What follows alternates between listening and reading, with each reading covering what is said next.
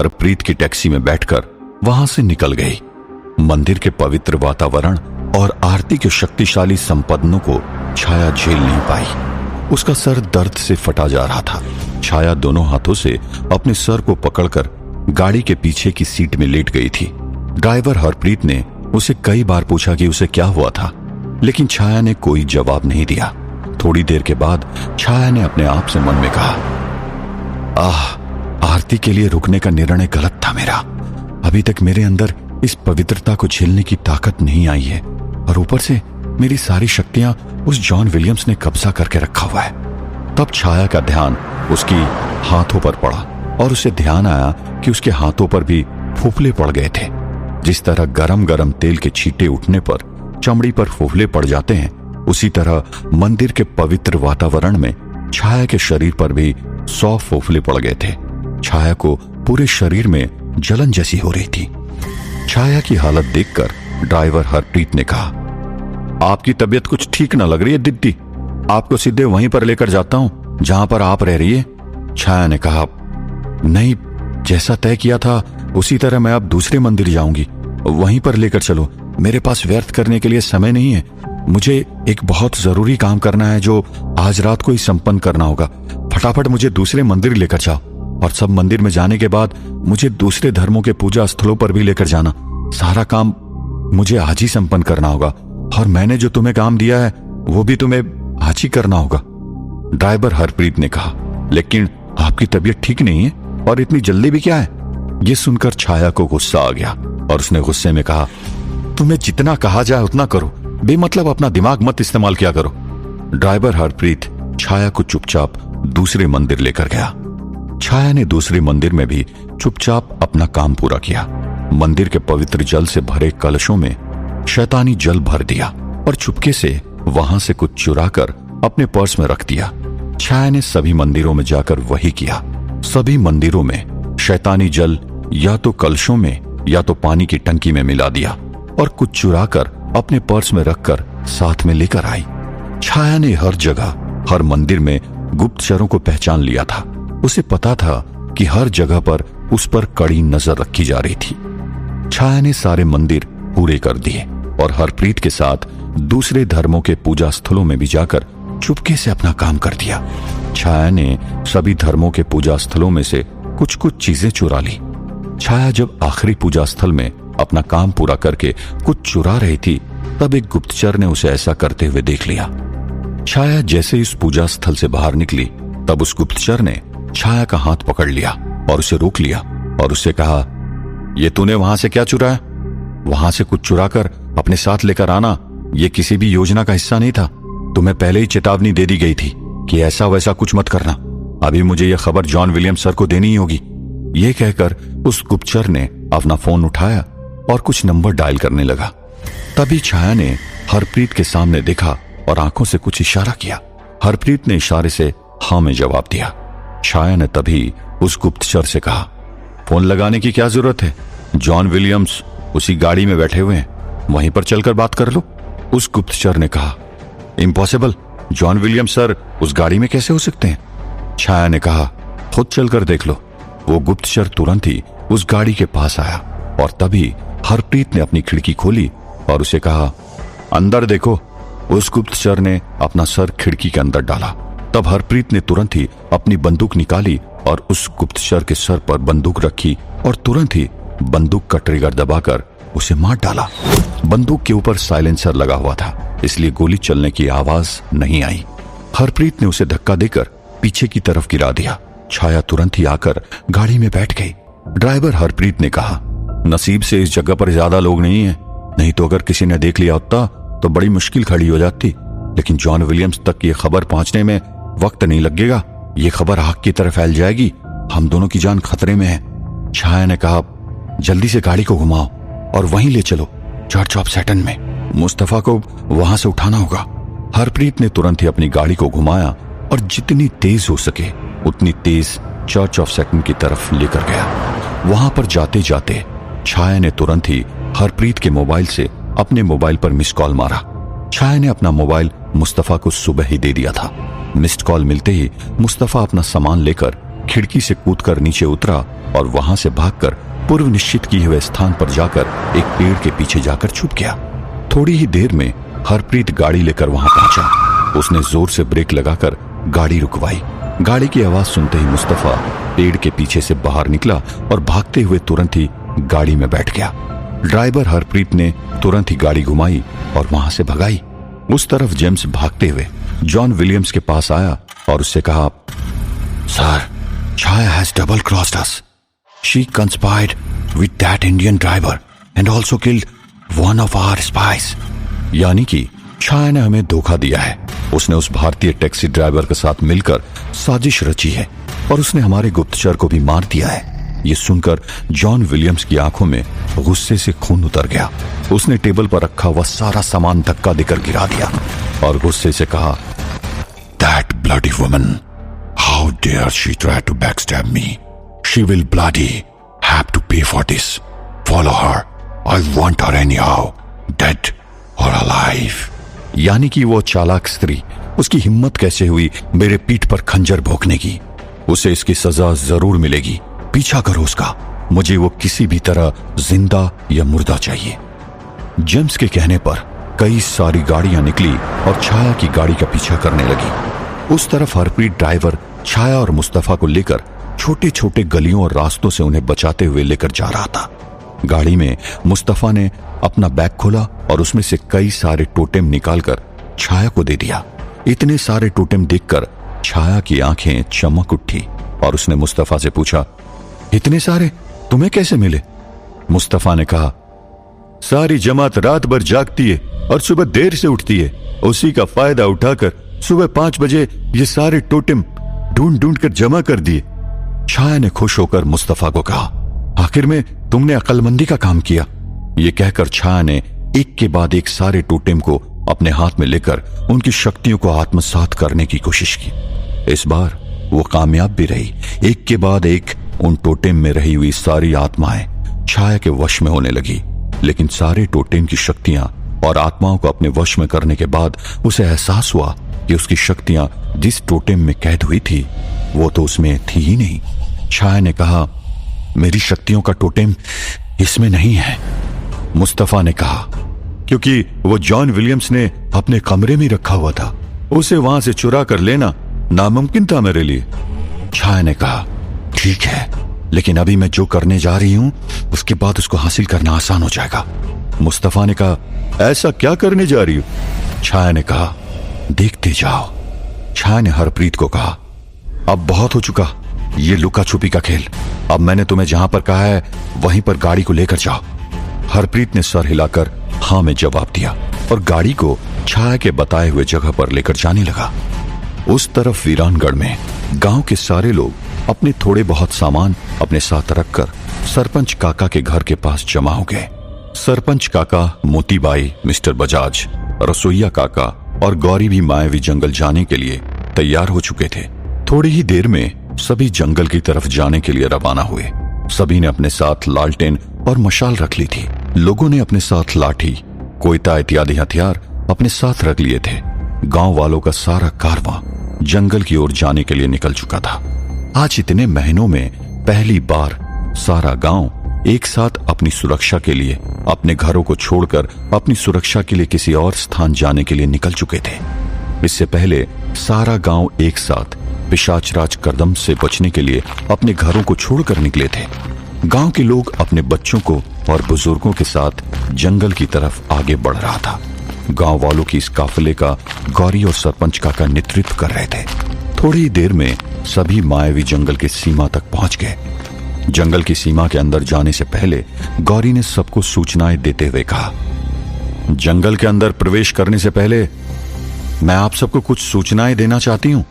आप में से कई लोग इस जंगल में पहले आ चुके हैं, लेकिन ऐसे भी कई सारे लोग हैं जो इस जंगल में पहले कभी नहीं आए हैं। उन सभी को मैं बस इतना कहना चाहती हूं कि ये कोई मामूली जंगल नहीं है। इस जंगल को मायावी जंगल भी कहा जाता है और इसकी ये वजह है कि इस जंगल में भूत, प्रेत, पिशाच, राक्षस, शाकनी, डाकनी जैसे मायावी और खतरनाक जीवों से भरा पड़ा है। वे आपका शिकार करने के लिए किसी भी रूप में आ सकते हैं। आप लोगों को छल से अपने साथ लेकर जाने में उन्हें समय नहीं लगेगा। और आप लोगों में भ्रम पैदा करने के लिए वो कुछ भी कर सकते हैं। हम लोगों की मिलकर भी जितनी शक्ति नहीं होगी उतनी शक्ति एक एक जीवों में यहां पर होती है। और इन सब से अगर हमारा बचाव कुछ कर सकता है तो वह है सिर्फ हमारी एकता। अगर हम सब एक रहें तो हमारा कुछ भी नहीं बिगाड़ पाएगी, और अगर हमारी एकता टूटी तो समझो हम सब खत्म। इसलिए चाहे जो भी हो जाए हम सब एक गुट में ही रहेंगे। अगर किसी को शौच करना हो तो भी वो अकेला नहीं जाएगा या जाएगी। जो जहां पर होगा वो एक कोने में जाकर शौच करेगा और बाकी सब लोग कपड़े से उसके आड़े एक पर्दा जैसा बना देंगे। क्या मेरी बात समझ में आई आप लोगों को? सभी ने एक आवाज में कहा हाँ। उसके बाद गौरी ने जंगल में प्रवेश किया। उसके पीछे बाकी सब लोगों ने भी जंगल में एक साथ प्रवेश किया। जंगल में प्रवेश करके कुछ दूर आगे चलने के बाद एक बड़ा सा स्थान दिखाई दिया जहां पर सभी लोग आराम से बैठ सके। तभी गौरी ने वहीं पर रुककर सबको कहा, हम सब इस स्थान में रुकेंगे, आप सब अपनी अपनी जगह चुन लो और वहीं पर बैठ जाओ। सब लोगों ने अपनी अपनी जगह चुन ली और फिर वहीं पर बैठ गए।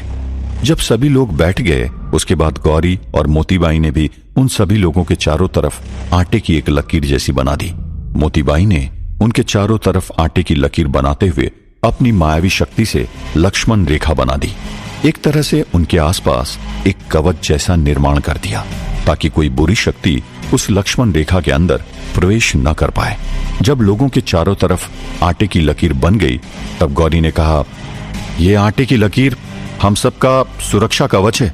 कोई बुरी आत्मा या बुरी शक्ति इस लकीर को पार करके अंदर नहीं आ पाएगी। जब तक हम इस लकीर के अंदर हैं तब तक हम बिल्कुल ही सुरक्षित हैं, लेकिन खासकर रात में इस लकीर के बाहर जाते ही हम सुरक्षित नहीं रहेंगे।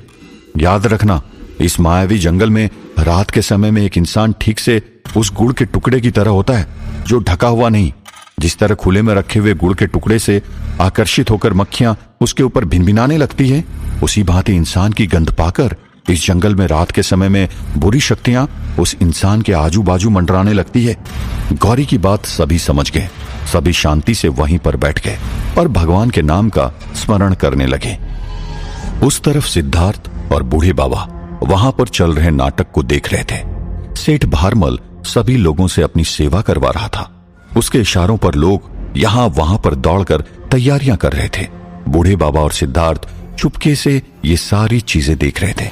तभी बूढ़े बाबा ने धीरे से सिद्धार्थ के कान में कहा, दौलत और ताकत के सामने दुनिया झुकती है। ये कहावत की इससे बेहतर मिसाल और क्या हो सकती है।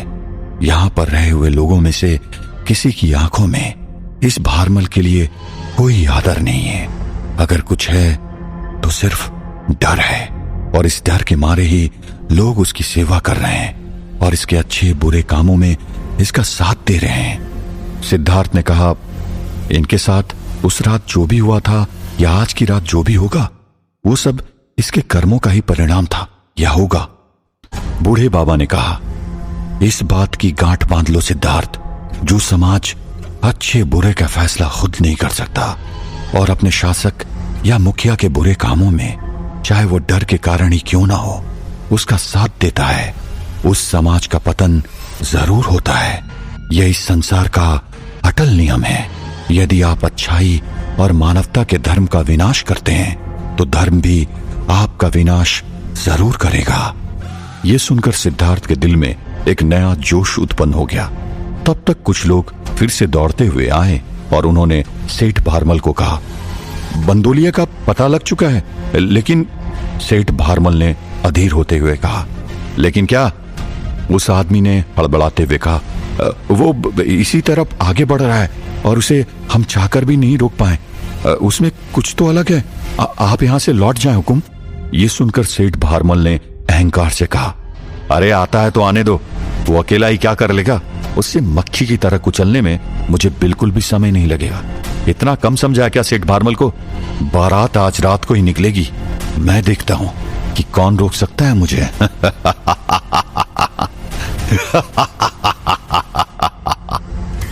ये कहकर सेठ भारमल अहंकार से जोरों से हंसने लगा और उसकी ये हंसी रणथंबोर के जंगल में गूंज उठी।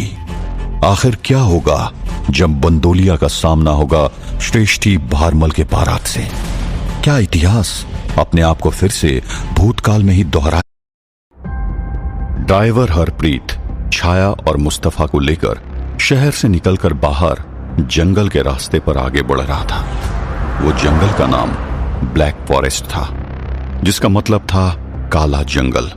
हरप्रीत एकदम तेजी से गाड़ी चलाकर आगे आगे जा रहा था।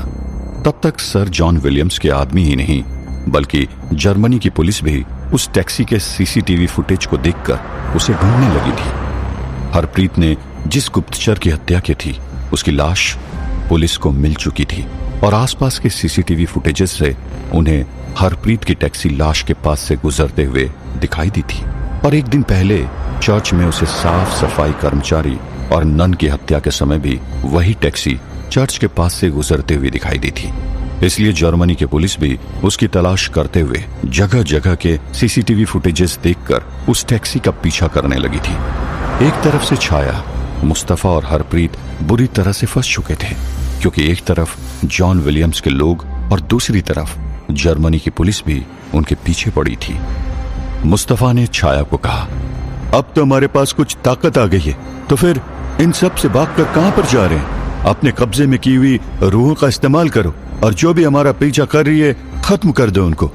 छाया ने कहा, तुम में और मुझ में एक ही फर्क है, तुम हमेशा करीबी फायदा सोचकर दूर का नुकसान कर देते हो और मैं दूर का सोचकर करीबी नुकसान को झेल लेती हूं। मुस्तफा ने पूछा, तुम्हारे कहने का मतलब? छाया ने कहा, तुम देखते जाओ बस। मुस्तफा और छाया की बात सुनकर हरप्रीत के मन में बहुत सारे सवाल उठने लगे। उसने छाया से पूछा, दीदी एक बात पूछूं? अब तक तो मुझे लग रहा था कि सिर्फ अंडरवर्ल्ड का मामला है, लेकिन मैंने आत्मा, भूत, प्रेत, रूह ये सारी बातें सुनी। क्या मैं पूछ सकता हूं कि ये सब क्या हो रहा है? छाया ने कटाक्ष करते हुए कहा, वैसे तुमने जो सोचा मामला उससे काफी करीब है। मामला अंडरवर्ल्ड का नहीं बल्कि अंडर द वर्ल्ड का मामला है और तुम बस अपना काम करो, इन सब में मत पड़ो। तुम्हें वैसे भी कुछ देर में सब कुछ पता चल जाएगा। मुस्तफा ने छाया से पूछा, लेकिन हम जा कहां पर रहे? छाया ने कहा, किसी का स्वागत करने। मुस्तफा ने पूछा, किसका? छाया ने कहा, कहा ना, देखते जाओ।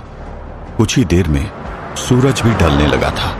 टैक्सी ब्लैक फॉरेस्ट के काफी अंदर पहुंच चुकी थी और एक पहाड़ी पर चढ़ने लगी थी। अभी तो सिर्फ शाम का वक्त था पर फिर भी काफी घना अंधेरा हो चुका था। कुछ ही देर में वो एक बड़े से वीरान हो चुके चर्च में पहुंचे। ये वही चर्च था जहां पर जॉन विलियम्स छाया को लेकर आया था, जिसके तहखाने में से बेलिथ नाम का दैत्य पाताल में से प्रकट हुआ था। छाया ने तुरंत ही मुस्तफा और हरप्रीत को गाड़ी से उतरकर उसके पीछे आने को कहा। छाया नीचे के एक छोटे दरवाजे से चर्च के अंदर दाखिल हुई। मुस्तफा और हरप्रीत उसके पीछे पीछे चलने लगे। छाया एक कमरे से दूसरे कमरे में होते हुए छोटे से गलियारों में से गुजरते हुए नीचे तहखाने तक जाती हुई सीढ़ी के पास पहुंचने लगी। हरप्रीत उस डरावने माहौल में घबराने लगा था। वहां रस्सी से लटक रही नन को जगह जगह पर बने खून के धब्बों को देखकर विचलित हो रहा था। उसने छाया को पूछने की कोशिश की कि वो कहां जा रहे थे, लेकिन छाया ने कोई जवाब नहीं दिया और वो आगे चली जा रही थी।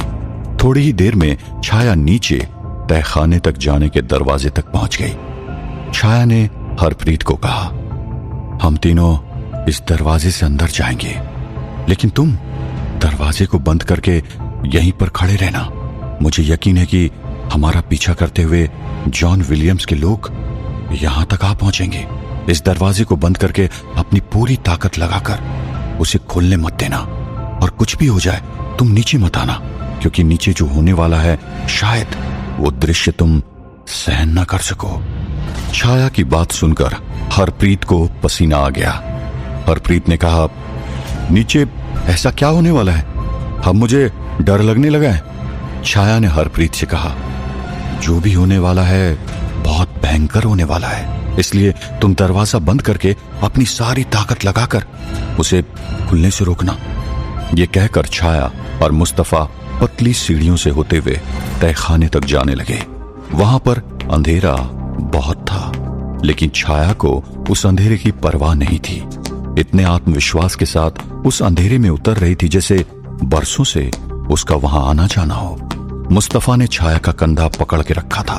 मुस्तफा के मन में भी बेचैनी हो रही थी कि वो आखिर जा कहां रहे थे और छाया करने क्या वाली थी। कुछ ही समय में छाया उस दरवाजे तक पहुंच गई जिसके ऊपर लिखा था, भगवान की सीमा यहां पर समाप्त होती है।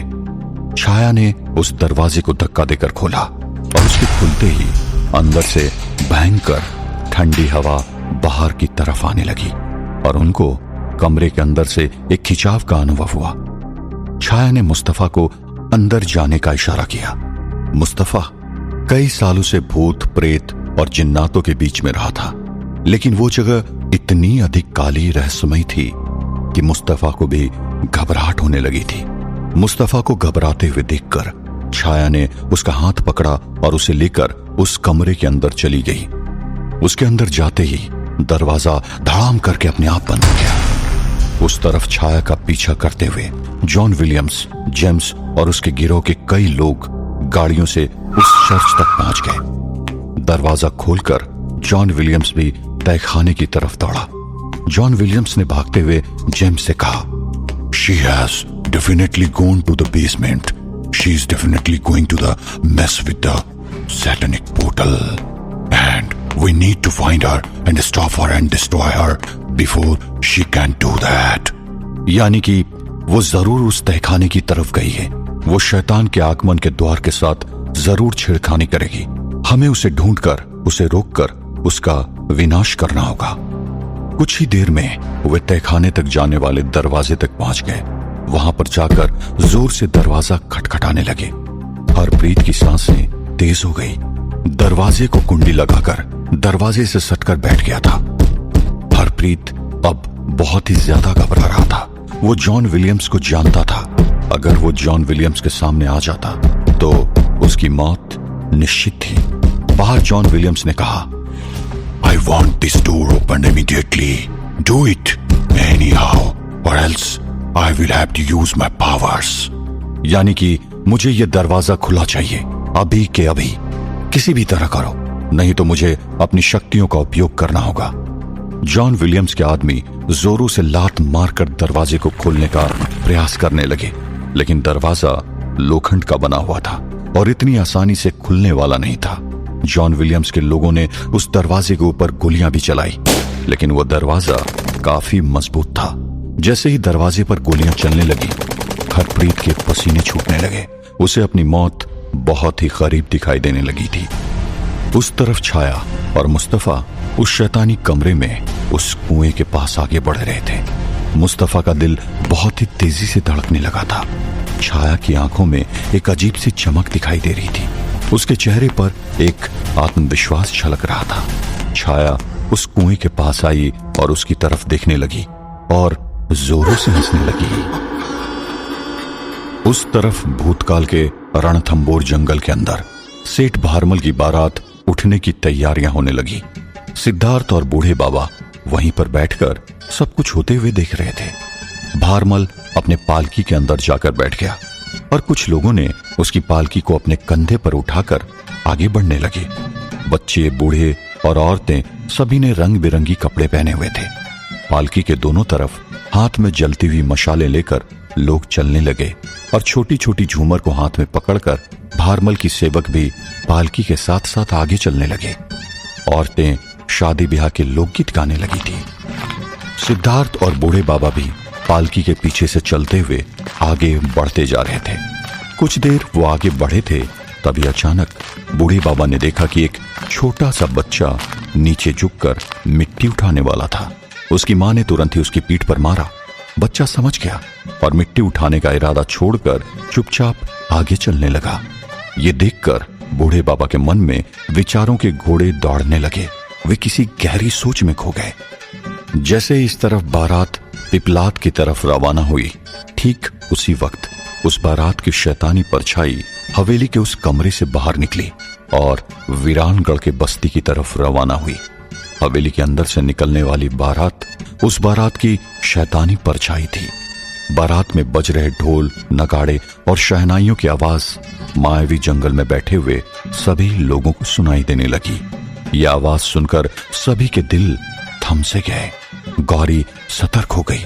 वो सभी लोगों के आगे आकर खड़ी हो गई। उस तरफ बूढ़े बाबा गहरी सोच में खोए हुए थे और अचानक से उनके मन में एक ख्याल आया और उन्होंने उत्साहपूर्वक सिद्धार्थ का हाथ पकड़ा और उसे कहा, सिद्धार्थ, शायद से मुझे गुत्थी सुलझाने का मार्ग मिल गया है। सिद्धार्थ ने कहा, लेकिन असल गुत्थी क्या है वो तो पता चले। अभी तक तो वही नहीं पता चला, तो हम सुलझाएंगे क्या और कैसे? बूढ़े बाबा ने कहा, देखो, यहां पर जो कुछ भी होने वाला है वो ना तो तुम्हें पता है ना मुझे, लेकिन इतना जरूर पता है कि बंदोलिया अपनी प्रेमिका और उसके गांव को बचाने के लिए इस बारात की तरफ आ रहा है और वही है जो कुछ करने वाला है। क्या वो इस पूरी बारात को मारकर खत्म कर देगा या श्राप देगा, जादू टोना करेगा या क्या करेगा, ये किसी को भी नहीं पता, लेकिन जो कुछ भी करेगा वही करने वाला है। सिद्धार्थ ने सर हिलाकर हाँ में जवाब दिया। बूढ़े बाबा ने कहा, लेकिन अगर हम किसी तरह से उसे यह करने से रोक दें तो? सिद्धार्थ कुछ समझ नहीं पाया। बूढ़े बाबा ने कहा, बात बड़ी सरल है। अगर हमने उससे इस बाराती को किसी भी तरह का नुकसान पहुंचाने से रोक दिया तो फिर यह बारात का हर 15 दिन में भटकने का चक्र टूट जाएगा। यह सुनकर सिद्धार्थ की आंखें चमकी। उसने कहा, क्या वाकई में ऐसा हो सकता है क्या? बूढ़े बाबा ने कहा, हम कोशिश करके देख सकते हैं। सिद्धार्थ ने कहा, और अगर हम कामयाब हो गए तो ये भूतिया बारात का खौफ हमेशा के लिए खत्म हो जाएगा। कुछ देर आगे बढ़ने के बाद अचानक उसके बाजू में चलने वाले एक आदमी ने उससे कहा, भाई, शौच लागी से 2 पल झाड़ी में जाकर आऊं सू। ये कहकर वो शौच करने के लिए झाड़ी में चला गया और अब यही वक्त था बंदोलिये के आने का। अचानक सामने से अंधेरे में से एक लंबा चौड़ा आदमी लंगोट पहनकर गले में माला धारण करके हाथ में योग दंड धारण किए उनकी तरफ चला आ रहा था। उसके देखते ही बारात वहीं पर रुक गई और कुछ पुरुषों ने अपनी तलवार निकालकर उसके सामने खड़े हो गए। कुछ लोग भयभीत होकर चिल्लाने लगे, बंदोलिया आ गया, बंदोलिया आ गया। ये सुनकर सेठ भारमल अपनी पालकी में से बाहर निकला। उसने भी अपने हाथ में तलवार पकड़ ली। बंदोलिया पूरी तरह से नियत्ता था। वो दूर से ही अपने योग दंड को कुछ मंत्र पढ़कर हवा में गोल घुमाने लगा। देखते ही देखते आसमान में एक बड़ा सा चक्रमय द्वार खुला। सुनहरे रंग की तरंगों के साथ वो चक्रमय द्वार बारात की तरफ बढ़ने लगा। ये देखकर बूढ़े बाबा ने सिद्धार्थ को कहा, हमें इसी पल कुछ करना होगा। ये कहकर सिद्धार्थ और बूढ़े बाबा तुरंत ही बंदोलिये की तरफ भागे और तुरंत ही उसके पास पहुंचकर घुटनों के बल गिर गए और हाथ जोड़कर उसके सामने बैठ गए। सभी देखने लगे। ये देखकर सेठ भारमल भी चौंक गया। बूढ़े बाबा ने बंदोलिये से कहा, क्षमा कर दे, माफ कर दीजिए इन्हें। एक आदमी की सजा पूरे गांव को मत दीजिए। बाकी के सारे लोग निर्दोष हैं। यदि आप इन सबको भी सजा दोगे तो न जाने कितने सालों तक, सैकड़ों सालों तक ये लोग उस गलती की सजा भुगतेंगे जो उन्होंने की ही नहीं। ये तो अन्याय हो जाएगा। बंदोलिया ने कहा, अगर मैं इन्हें नहीं रोकूंगा तो ये पिपलाद गांव को बर्बाद कर देंगे। वो भी तो निर्दोष हैं। हम दोनों में से किसी एक गांव को बर्बाद होना ही है, तो निर्दोष गांव क्यों बर्बाद हो? इन दोषियों को बर्बाद होना चाहिए। बूढ़े बाबा ने कहा, लेकिन यदि आप इन लोगों पर अपने समय चक्र का प्रयोग करोगे तो फिर अनर्थ हो जाएगा। आपको पता है या नहीं ये मुझे नहीं पता, लेकिन ऐसा हो चुका है भूतकाल में। हम भविष्य काल से आप ही के मार्गदर्शन से इस भूतकाल में आए हैं। आपका ये समय चक्र इनको उस चक्र में डाल देगा जिसमें से ये बाहर कभी नहीं निकल पाएंगे, बल्कि भविष्य के दूसरे निर्दोष लोगों को भी यही हानि पहुंचाएंगे। फिर यही से एक आदमी की सजा ना जाने कितने निर्दोष लोग भुगतेंगे। ये सुनकर बंदोलिया सोच में पड़ गया। बूढ़े बाबा ने कहा, दूसरे लोग तो ठीक, आप खुद भी इतने सैकड़ों सालों तक इसकी सजा भुगतते रहेंगे, क्योंकि इस समय चक्र का प्रयोग करते ही आपकी सारी शक्तियां खत्म हो जाएगी और आप भी अपना मानसिक संतुलन खो बैठेंगे। बंदोलिया गहरी सोच में पड़ गया। सेठ भारमल ये सब देखकर और भी ज्यादा कुपित हो गया और उसने कहा, अरे कौन हो तुम लोग और क्या अनाप शनाप बके जा रहे हो? दूर हट जाओ यहां से। ये मेरे और इस बंदोलिये की बीच की बात है, इसे मैं देख लूंगा। सिद्धार्थ ने गुस्से में कहा, अभिमान मत करो बेवकूफ, तुझे पता भी है तू क्या करने जा रहा है? अपने अहंकार की तुष्टि के लिए कितने लोगों को हमेशा हमेशा के लिए दंड दिलवाने जा रहा है तू? सिर्फ तुम्हारी वजह से पिछले 300 सालों से यह सारी की सारी बारात इसी अवस्था में भटकती आ रही है। सुधर जाओ, नहीं तो फिर माफी मांगने का भी मौका नहीं मिलेगा। यह सुनकर सेठ भारमल और भी अहंकार में आ गया और उसने कहा, मैं तुम्हें छोटा बच्चा दिख रहा हूं जो इससे डर कर दबे पैर लौट जाऊंगा? धनवान हूं लेकिन कायर नहीं। बहुत देखे इस जैसे 2 कौड़ी के जादूगर को। मैं नहीं डरता किसी से।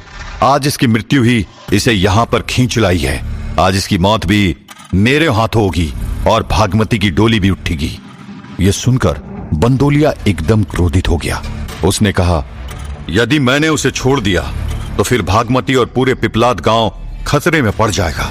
इसलिए इसे छोड़ना मेरे लिए असंभव है। मैं इसे नहीं छोड़ूंगा। क्या बंदोलिया इनके कहने पर भी नहीं रुकेगा? और क्या इतिहास अपने आप को दोहराएगा? क्या गौरी और दूसरे गांव वाले